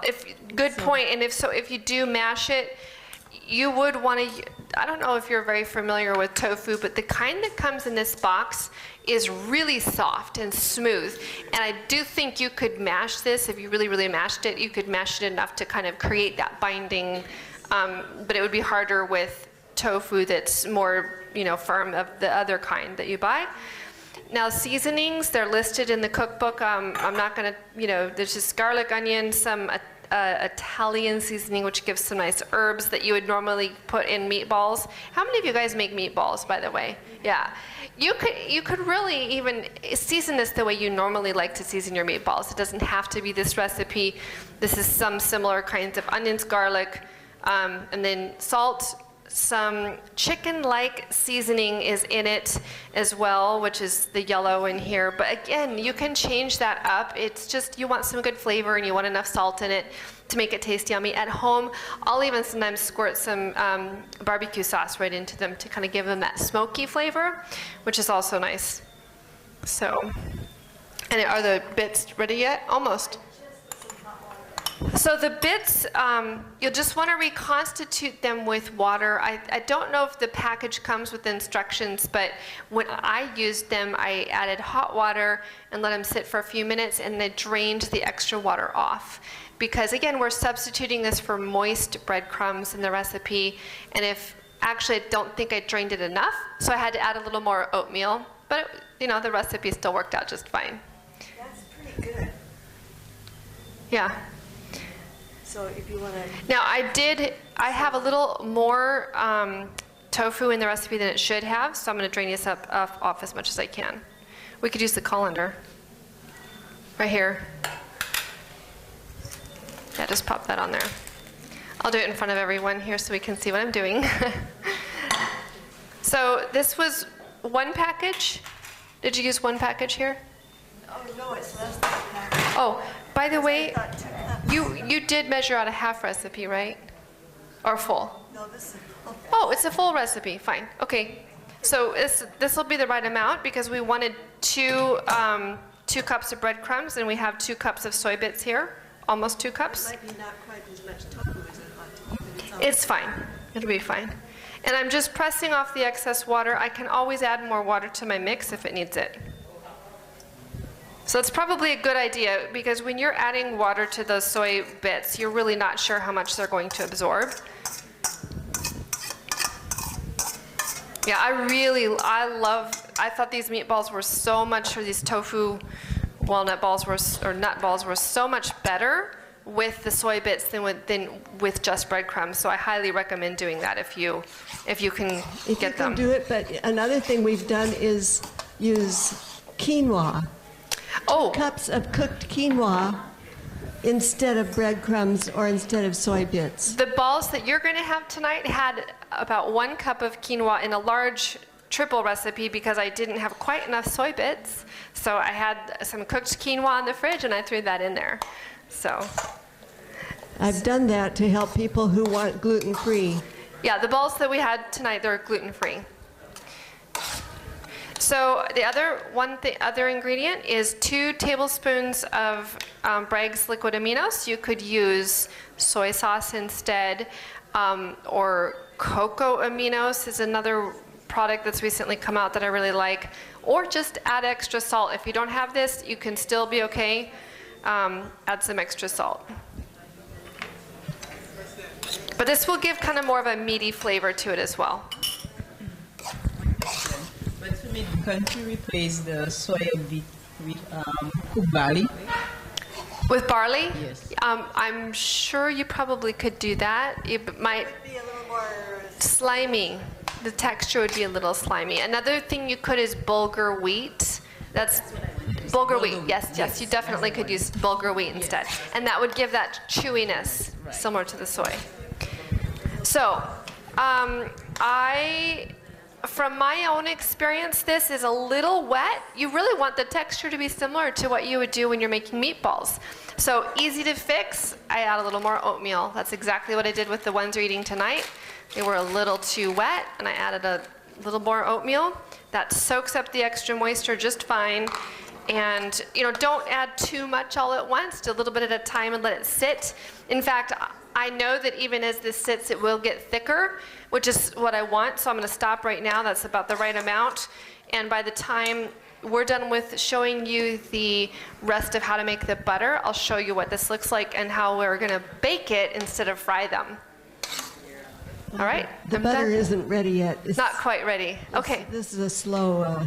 That's right. The oven is really slow here, or the stove. So, well, don't know if there's anything else you want. Let me talk about the. Well, let me actually mention the burgers.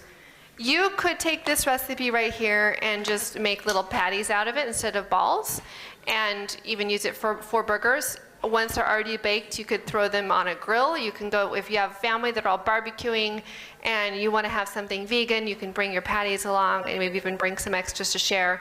But we also have a burger recipe in the cookbook called Oat Burgers, and they are similar to this except no tofu, and it's just the primary oatmeal and nuts as far as the body of that. Yeah, it's really a simple recipe. Really easy recipe. We've made it for years and always really liked it for, veggie burgers.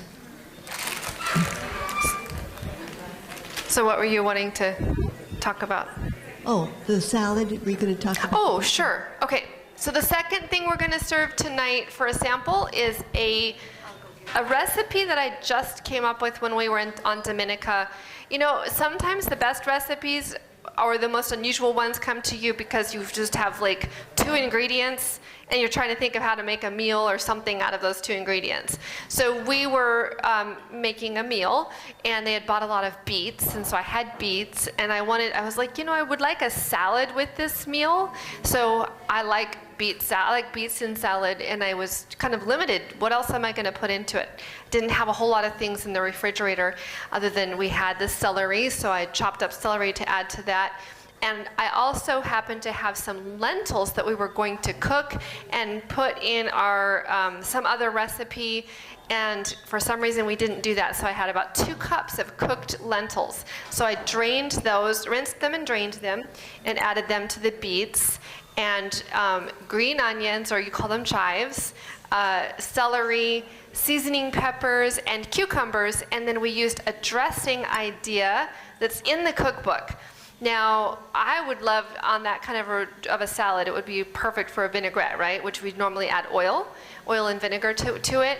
But we have kind of discovered that a really good combination for a vinaigrette type of dressing is some kind of fruit juice that would be like pineapple juice or orange juice along with lemon juice. So you do that already, right? So something to kind of bring in the sweetness and then the tartness, and then of course salt and seasoning however you like. So that's the salad we're having tonight, beet lentil salad, and the kind of the concept for that dressing is in the cookbook that we use, which is a cucumber salad, and there's cucumbers in the salad too. So again, never be limited to just what's in a cookbook. You be creative. That's what, the idea behind the 7 Secrets cookbook is to give you some basic ideas and concepts, then applies them in a bunch of different recipes, and then says, go ahead and be creative and come up with more on your own. So are you going to show them now how to? Yes, sure, we'll do that now. So it's right here. All right, so I am going to show you it sat long enough. If you were to start making this right away, it could be done. It was a little too soft at first, but I knew the oatmeal was going to start soaking up more of that moisture. And so it's done that now, and it has a nice texture. As you can see, it's, it's holding its shape. It'll get a little thicker still, but right now it's holding its shape well enough to go ahead and start making the meatballs. Now you can of course form these by hand, but right now it's a little soft to be, if I were to pick this up and use my hands, it'd be a bit of a mess. So, and in fact, if you were to make it so stiff that you could really form a meatball like you do with ground beef and eggs in it, it doesn't quite act the same way, so it really is better to either use a spoon and kind of make a little either ball or little patty, or invest in a ice cream scoop that's the right size, which is pretty small. It's smaller than a normal ice cream scoop, but you can usually still find these around. And so I just do a level scoop, and I can get these done so fast. And I put them super close on the tray because we're going to bake them. Now again, the tray is, we have on it the baking sheets. This is reusable. Like my dad said 1,000 times over, you can keep reusing this until basically it, if you ever were to use a knife on it and accidentally cut it, then it would not be able to have as long of a life, but this stuff lasts forever. So this is totally non-stick. This particular one, again, is fiberglass and impregnated with Teflon. There's other kinds. A lot of them are made out of silicone. We don't really like the silicone ones ourselves, and they don't last as long. So if you do order a box of these, they'll last a really long time, and they're so totally worth the investment, even though they're not that expensive once you're using them over and over. So I put these so close to each other, but if I wanted to make little patties out of them, then I would give them a little more space. And a lot of times I do like to make patties, and I'll just kind of flatten it out a little bit with a fork, usually, and just make a nice little something different. And really, when you eat them, they're not much different one from another, but sometimes you just want to have a little, variation. So you could make patties instead of meatballs. So that's really all there is to it. As far as these go, I think I'll keep that in the ball shape. Are there any questions? This might be a good time for questions. Yes, let's take some audience questions. Can have someone use the carry the mic around. And my dad isn't in here, so if you guys are asking us scientific questions, we're probably not going to be the best ones to answer. Stick to cooking topics right now, because we are the experts when it comes to the cooking.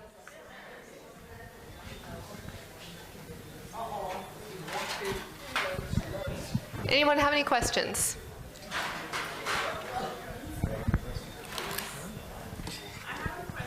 Okay, right here. Just wait 1 second. They do want the microphone so everyone can hear.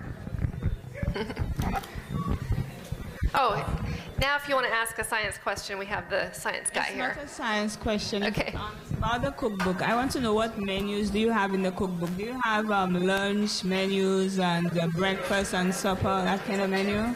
Yes, I believe there's about a 2-week suggested menu in the back. I know there's menus in the back. There's actually a whole month. Oh, a whole month. For both, four different menus for a whole month. For breakfast, lunch, and supper? Yes. Okay. Thank you. Do you do a supper menu with that as well? It's all of them. Yeah. But it's probably more complex than they really need to do. Do it more simply. Yeah. Any other questions?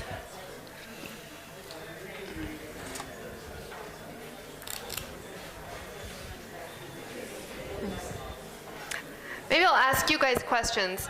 Of anybody, how many of you have actually already started cooking this way already? Anybody here already done some, to any extent, whether it was only one recipe or more? Okay, so we have about maybe 20% of you have done it, one recipe or more. How many of you have actually done enough of this kind of over a period of time that you can say you're kind of already on the pathway of eating vegan? Yeah, okay. Anybody in here want to share what some of your favorite, I don't know, like what really helped you in making the switch over from eating the way you did before to being a vegan? Anybody want to share? What worked for you? Even if you just shout it out and I'll repeat it. What really helped you in that process? Well, we have a mic there.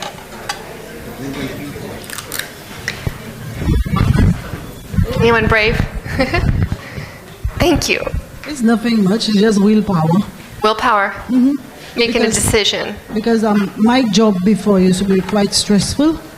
And I discovered that being on the vegan diet actually helps boost up your immune system. Oh yes, definitely. Helps your immune system.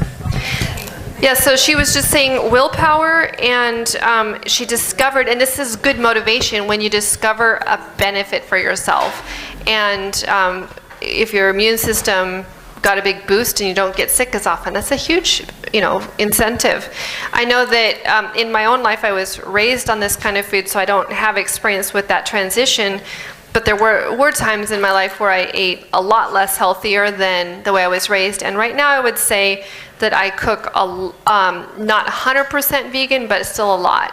And I can tell a huge difference from when I was just kind of completely off the bandwagon of eating really healthfully compared to where I'm at now. And that is a motivation enough to want to keep doing it because you feel better, feel a lot better.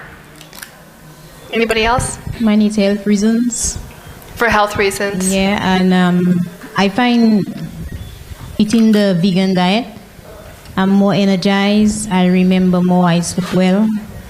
I'm not as tired as before when I eat the other kind of foods. Yeah. So very good. That's why I love it. Yeah. I mean, it's hard to, if this makes me live longer, like that's not as immediate, that's way down the road that I might have, a few more years on my life. So if you have an immediate effect in your feeling. Yes? Yes. For me, it was family history. I grew up with my parents raising all kind of animals. I ate all kind of animals. But then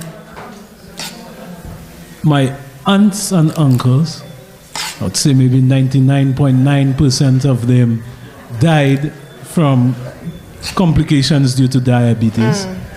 My father, although he's 95 years old, he is diabetic. And now I learned that there is nothing called pre-diabetic, but my mother was described as pre-diabetic. So I said, it has to stop somewhere. So that is what is motivating. Motivating you to keep at it, yeah. Then in addition to the motivation to do the changes, what makes the changes easier for anyone as far as making the shift over?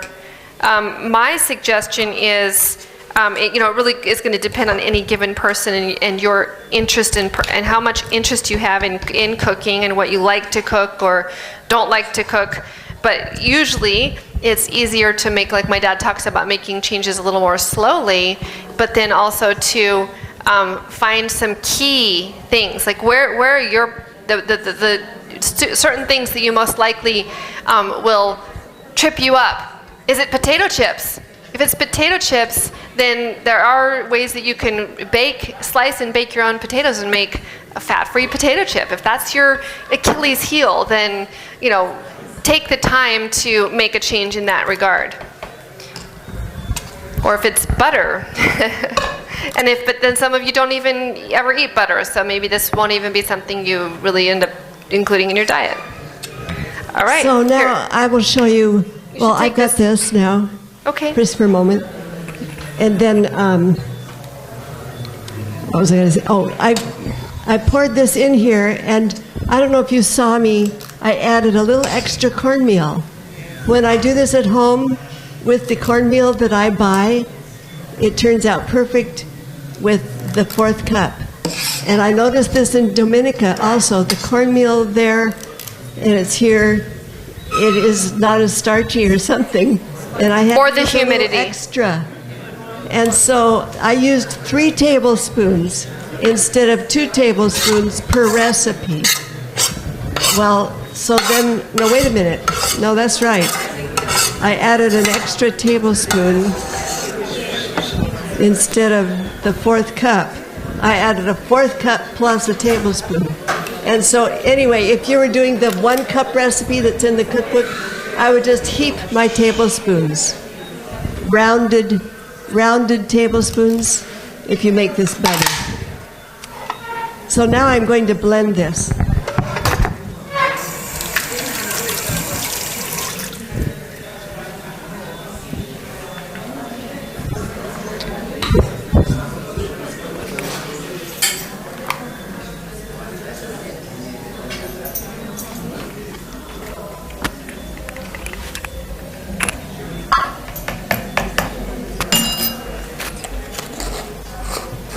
And in my 1 can recipe, I use a half tablespoon of salt. So for the double recipe, I used a tablespoon. In the recipe that's in the cookbook, it's just a half teaspoon.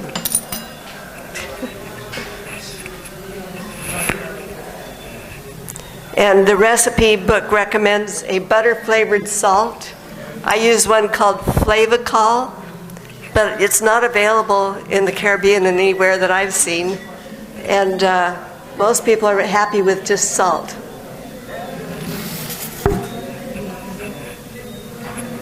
My husband, who uses these a lot more than I do, knows how to fix them, I think.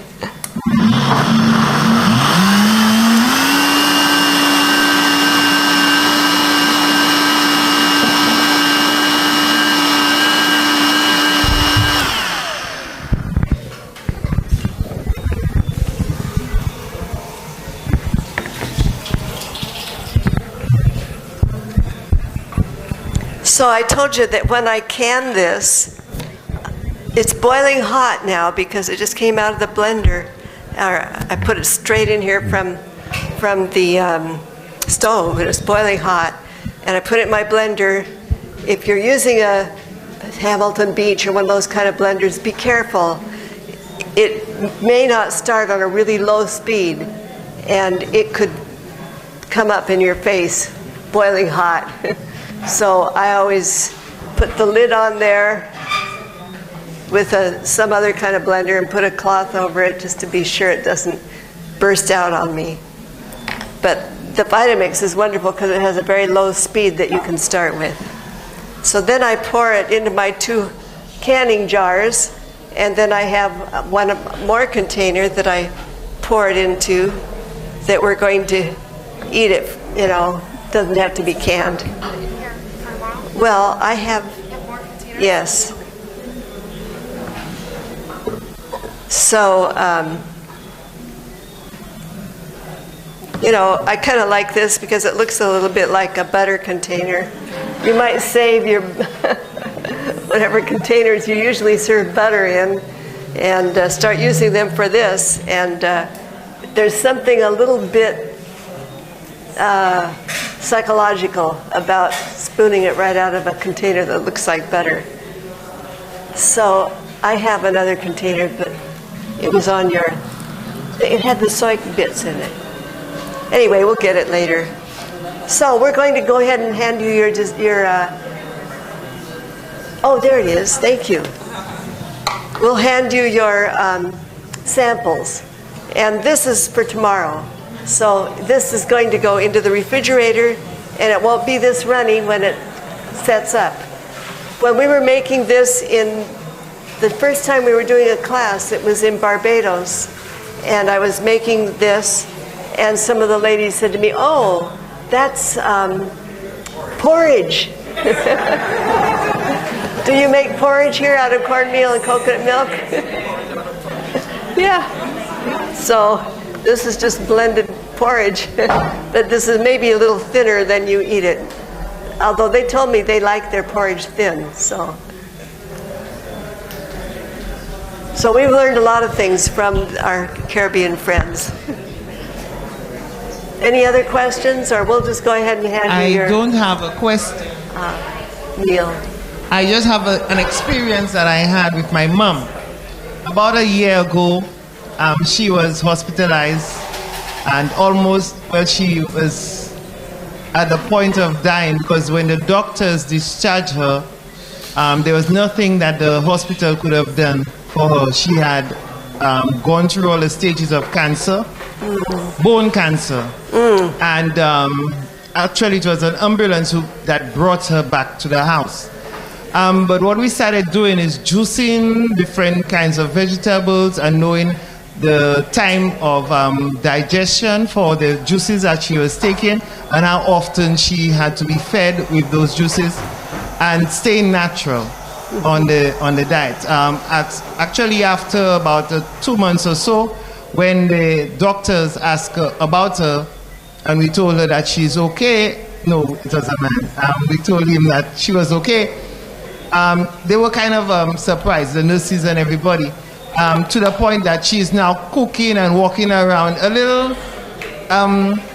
stubborn now because of age and the medication they gave her, the doses of medication they gave her at the hospital to try and overcome the cancer. But they are after her to take the chemo. And we are saying no to the chemo, and they're saying, oh, she's going to go back. She's just in remission and all sort of stuff like this. But I was saying, when she was dying at the hospital and you all wanted her out of the hospital because there's nothing the doctors could have done, Y'all never offered the chemo. Now she's walking, she's talking. In the hospital, she didn't know who I was. When I came, when I sat by her, when I lied down by her, she was asking, who are you? Now she knows who I am. You are asking me to allow her to do chemo? I said, no. You know, it's a must, and if you all don't allow her to do the chemo, I said, whatever she's doing, it's working. And they asked what it is that so we told them about the natural, we don't know much about that, there's nothing, we are not doing a diet course with you, that's what they said. I said, well, okay, you're not doing a diet course with us, but we are doing it with her. She's not doing any chemo. You can say what you want as a medical doctor. I cannot debate anything with you because that's your profession. I am not into professional debates. However, I'm saying my mother is not going to be taking any chemo, and she's sticking straight with that diet that she has. Wonderful. Well, thank you. That's a wonderful testimony. You know, cancer. Are you going to talk about it some evening? Tomorrow night. So we'll be getting into that more tomorrow evening. But because everybody's case is different, God knows our situation. I'm sure that there are other stories that people will tell where they tried everything. Juicing, you know, on and on, everything that they could think of. But, you know, we don't know when our time is, but God knows, and we trust Him, don't we? No matter whether the outcome is that wonderful story or that we go to sleep. The important thing is we do the very best we can and then trust God with the rest. And so, yeah. So thank you. I think we're ready to hand out our samples. What a beautiful plate. Colorful. And you're getting a little more tonight. If it's too much for you to eat this late at night, you can take it home and eat it later. It will keep.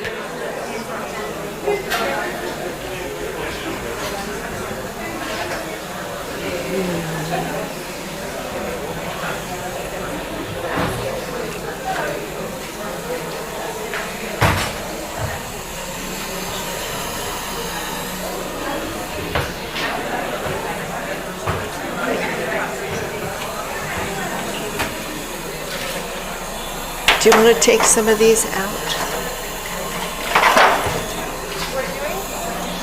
I'm giving out the samples and